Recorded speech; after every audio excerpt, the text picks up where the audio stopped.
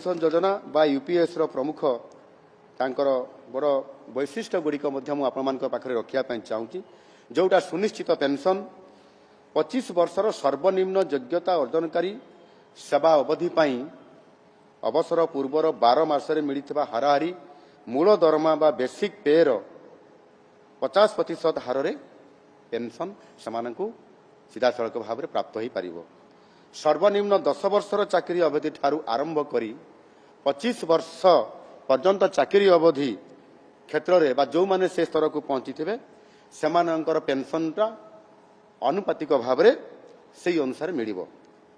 विशेष करके सुनिश्चित पारिवारिक पेंशन मृत्यु पूर्वर कर्मचारी पाउथुबा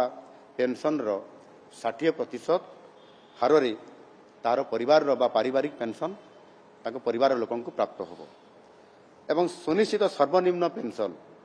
सर्वनिम्न 10 वर्ष चाकरी अवधि सारी अवसर नेबा परे मासिक 10,000 टंका से पेंशन पाइबो। इथिरे जदि से सही अवधि पूर्वर जदि भी ए घटना घटे जदि 8,000 भी से पाउछि ताहले मध्य सर्वनिम्न ताकू 10,000 पेंशन सर्वनिम्न गोटे मिनिमम फिक्स कर दिया जायछि ए अर्थ ताकू प्राप्त होबो। तृतीय रे आपण माने जानिछंती यशस्वी प्रधानमंत्री नरेंद्र मोदी जी अध्यक्षतार अनुष्ठित केंद्र कैबिनेट 2024 अगस्त 24 तारीख में यूनिफाइड पेंशन स्कीम बा एकीकृत पेंशन योजना को मंजीकृत करिसंती। सुनिश्चित पेंशन पारिवारिक पेंशन मुद्रास्फीति आदि विभिन्न कारणों दृष्टि रखी अनुरूप पेंशन निर्धारण करने विभिन्न सेवा संगठन मानक अनुरोध को दृष्टि रखी केंद्र सरकार वर्तमान प्रचलित जातीय पेंशन व्यवस्था या आहुरी किबरी अधिक सुधार अणा जाई पारिबो एवं एकीकृत पेंशन बा यूनिफाइड पेंशन स्कीम या कार्यकारी करिसंती। आ यह एप्रिल 2025 पहला ठारू कार्यक्रम हवा पाई केंद्र सरकार लक्ष्य रखिछंती। सही अनुजाई ओडिशा सरकार मध्य एही एकीकृत पेंशन योजना बा यूपीएस को राज्य सरकारी कर्मचारी मानकर पई कार्यकारी करिवा पई मोटामोटी भाव में निष्पत्ति ए कैबिनेट रे नैछंती। जो कर्मचारी माने एनपीएस नेशनल पेंशन स्कीम व्यवस्था पेंशन पाइबा योग्य विवेचित होइछंती सेमानंकर पई एही व्यवस्था लागू करबा निमंते राज्य सरकार कैबिनेट रे विधिवत भाव में निष्पत्ति नैछंती। एकीकृत पेंशन योजना बा यूपीएस रो प्रमुख तांकर बड़ वैशिष्ट्य गुड़िक पाखे रखापी चाहूँगी जोटा सुनिश्चित पेंशन 25 वर्षर सर्वनिम्न योग्यता अर्जनकारी सेवा अवधि पाई अवसर पूर्वर 12 मासरे मिलिथिबा हाराहारी मूल दरमा बा बेसिक पेर 50% हार रे पेंशन समानकु सीधा सड़क भाव में प्राप्त हो पारिबो। सर्वनिम्न 10 वर्षर चाकरी अवधि ठारू आरंभ करी 25 वर्ष पर्यंत चाकरी अवधि क्षेत्र में जो माने से स्तर को पहुंची थे सेमानंकर पेंशनटा अनुपातिक भाव में से अनुसार मिलिबो। विशेष करके सुनिश्चित पारिवारिक पेंशन मृत्यु पूर्वर कर्मचारी पाउथुबा पेंशन रो 60% हार रे तार परिवार रो बा पारिवारिक पेंशन ताको परिवार लोकन को प्राप्त होबो। एवं सुनिश्चित सर्वनिम्न पेंशन सर्वनिम्न 10 वर्ष चाकरी अवधि सारी अवसर नेबा परे मासिक 10,000 टंका से पेंशन पाइबो। इथिरे जदि से सही अवधि पूर्वर जदि भी ए घटना घटे जदि 8,000 भी से पाउछि ताहले मध्य सर्वनिम्न ताकू 10,000 पेंशन सर्वनिम्न गोटे मिनिमम फिक्स कर दिया जायछि ए अर्थ ताकू प्राप्त होबो। एवं विशेष करिकि वर्तमान जो एनपीएस अधीन रे नेशनल पेंशन स्कीम एनपीएस अधीन रे थिबा 3,33,000 राज्य सरकार कर्मचारी माने यूपीएस चयन करने किंबा एनपीएस रे जोटा 2005 पर लागू होबो एनपीएस टा रहिबा पाई निष्पत्ति सामाने निजे सामाने निष्पत्ति नेबे जे सामाने एनपीएस अधीन रे जोटा 3,33,000 राज्य सरकार कर्मचारी कथा मु कहली से यार यूपीएस चयन करने को किंबा एनपीएस रे मध्य रहिबा पाई समाने ही निजे स्थिर करि परिबे समाने कोउथरे समाने अंतर्भुक्त हेई परिबे। एणु विशेष करी एई जो पेंशन पाई विभिन्न जो समस्या तैयारी होउतला विगत दिन मानकरे ऑल पेंशन स्कीम जहाँ आगु लागू होउतला एवं सेई अनुसार आज दिन में अनेक कर्मचारी माने समाने लागू करने अनेक समय दाबी कर आसिछंती ताकू आधार करी केंद्र सरकार जो निष्पत्ति नहीं गुरुत्वपूर्ण निष्पत्ति से आधार में राज्य सरकार ताकू इम्प्लीमेंट करने चाहते जहाँकि गतकाली कैबिनेट रे अनुमोदन प्राप्त होईछि। चतुर्थ जल संपद विभाग विशेष करी एथिरे जो आमर जो बड़ बड़ डैम गुड़िक अच्छी डैम रो पुनर्वास एवं तार उन्नति पाई से प्रकल्प गुड़िक उपरे विशेष करी dam rehabilitation and improvement project DRIP 3 गतकाली राज्य कैबिनेट रे 1066 कोटी 38 लाख टंकार अनुमानिक मूल्य रे आगामी 6 वर्ष मध्य अर्थात 2025-26 रु 2030-31 आर्थिक वर्ष भितर यही समय भितर विश्व बैंक एवं एशियन इंफ्रास्ट्रक्चर इन्वेस्टमेंट बैंक सहायतार जो मु कहली drip 3 dam rehabilitation and improvement project 3 कार्यकारी करबा पई राज्य कैबिनेट रे यह निष्पत्ति होईछि एवं यह अधीन 3टी प्रकल्प कार्यकारी हेबा पई स्थिर होईछि।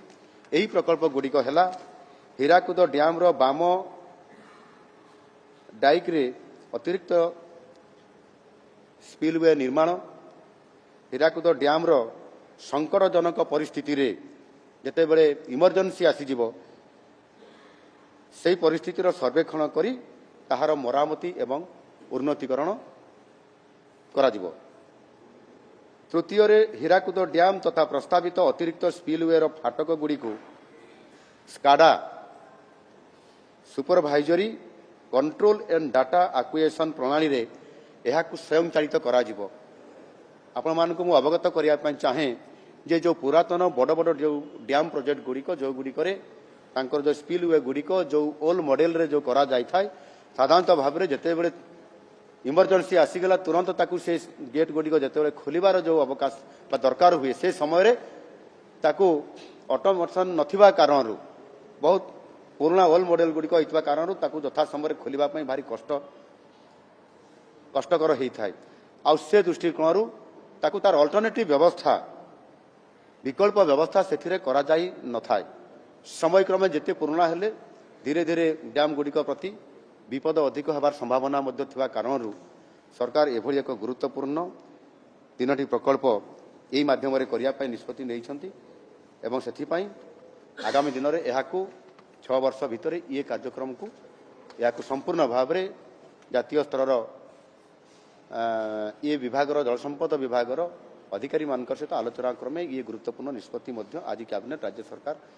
गतकाली निष्पत्ति नहीं ता सहित आउ किछि निष्पत्ति 11टा निष्पत्ति भितर भी आम नहींचु से मु आपण मानकु मु जो रिपोर्ट गुड़ी अच्छी आपण मान निकट में प्रदान करी विशेष करी लॉ विभाग एक नियुक्ति प्रक्रिया को श्रृंखलित करने और राज्यर सबऑर्डिनेट न्यायपालिका नियुक्ति पाई प्रत्येक श्रेणी प्रार्थी को सुजोग देवाकू ओडिशा जिला तथा सिविल कोर्टर जुडिशियल स्टाफ सर्विसेज नियुक्ति पद्धति एवं सेवा शर्त संशोधन नियम 2008 को संशोधन करने पदक्षेप लिया जाइछि। ता सहित आपंकर विशेष करिकी केतोटी ओडिशार बड़ नदी मानकरे सेथिरे ब्रिज करिवार आवश्यकता बहुत पब्लिक तरफ जनसाधारण तरफ दाबी हेबा कारण 4टी बड़ बड़ नदी रे बड़ बड़ पोल करिवार निष्पत्ति नियाछि ता कैबिनेट रे अनुमोदन करा जाई परिछि। सेथिरे ओडिशा सरकार भद्रक चांदबाली रास्ता रे थिबा बैतरणी नदी उपरे एक सेतु एथिरे केन्द्रापड़ा और चांदबाली को संजोग करने ये निष्पत्ति निया जाइछि। द्वितीय कटक चांदबाली रास्तार भारीगड़ा ठारे खरस्रोता नदी उपरे पुराणा सेतु निकटरे आड़ी और चांदबाली को संजोग करने एक बड़ सेतु निर्माण करिवार राज्य सरकार कैबिनेट अनुमोदन करिसेंती। ता सहित कटक चांदबाली रास्तार ब्राह्मणी नदी उपरे पुराणा सेतु निकटरे द्वितीय सेतु निर्माण करने राज्य सरकार निष्पत्ति नैछंती एवं महानदी उपरे झारसुगुड़ा जिलार पूजारीपल्ली घाटठारे एक सेतु निर्माण करने बरगड़ जिलार जुरीमूली को संजोग करने ये बड़ बड़ पोल गुड़िक एगुड़िक उपरे निष्पत्ति निया जायछि एवं साधारणतः भाव में ये पोल गुड़िक आगामी 3 वर्ष रु 4 वर्ष भितर कंप्लीट करा जिवो एवं सेति आवश्यक अर्थ मध्य मंजूर करा जायछि। ता रिपोर्ट मध्य मु आपण मान को प्रदान करूछि एवं सेहि भली भाव में शक्ति विभागर ओडिशा अक्षय शक्ति नीति 2022 OREP 2022 रो संशोधन प्रस्ताव गोटे एथिरे आसीछि। सेथिरे विशेष करी राज्य में नवीकरण योग्य शक्ति प्रकल्पर विकास पई एक अनुकूल वातावरण सृष्टि करबा पई ओडिशा अक्षय शक्ति नीति 2022 ओडिशा रिन्यूएबल एनर्जी पॉलिसी 2022 प्रणयन करा जायतिला। तेबे एही नीतिर कार्यान्वयन चिन्हट होइतिबा परिचालनागत असुविधा को दृष्टि रे रखी नीति को अधिक आकर्षणीय करबा पई सरलीकरण करबा पई आज राज्य कैबिनेट गतकाली राज्य कैबिनेट रे यह संशोधित प्रस्ताव अनुमोदन करा जायछि। ए बाबद रे डिटेल्स मध्य मु आपण मान को रिपोर्ट दउछि एवं आउ गोटे साधारण प्रशासन एवं साधारण अभियोग विभागर ओडिशा लोकसेवा आयोग सेवा शर्तावली विनियम 1952 रो गोटे संशोधन प्रस्ताव आसीथिला ताकू मध्य आम कैबिनेट अनुमोदन करिसेंती। जदि कौनसी व्यक्ति आयोगर अध्यक्ष किंबा सदस्य भाव नियुक्त हुअंती एवं तांको अंतिम निर्धारित वेतन जहाँकि अध्यक्ष और सदस्यों पई यथाक्रमे मासिक 2,25,000 टंका और मासिक 1,82,000 टंका ठारू अधिक होइथिबो तेबे से सरकारी चाकरी रे थिबा समय रे अंतिम वेतन रु मोट पेंशन राशि को बाद देला परे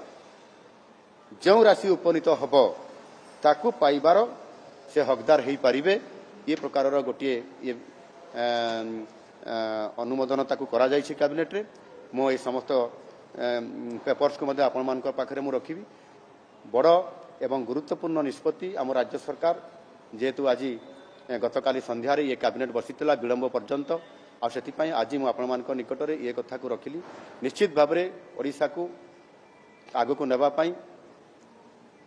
एक समृद्ध ओडिशा गठन करने भितर सबु वर्गर सबु विभाग को गुरुत्व देवा आम सरकार जेभली भाव में जहाँ आम निष्पत्ति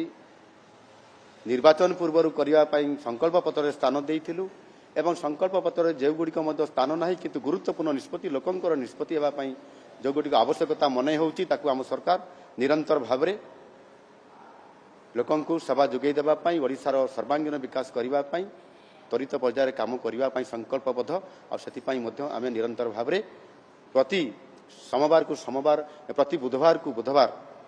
अर्थात प्रति बुधवार रे ये कैबिनेट बैठक निष्पत्ति निया जाय थाय। आवश्यक हेले शुक्रवार किंवा अन्य बार में नेबार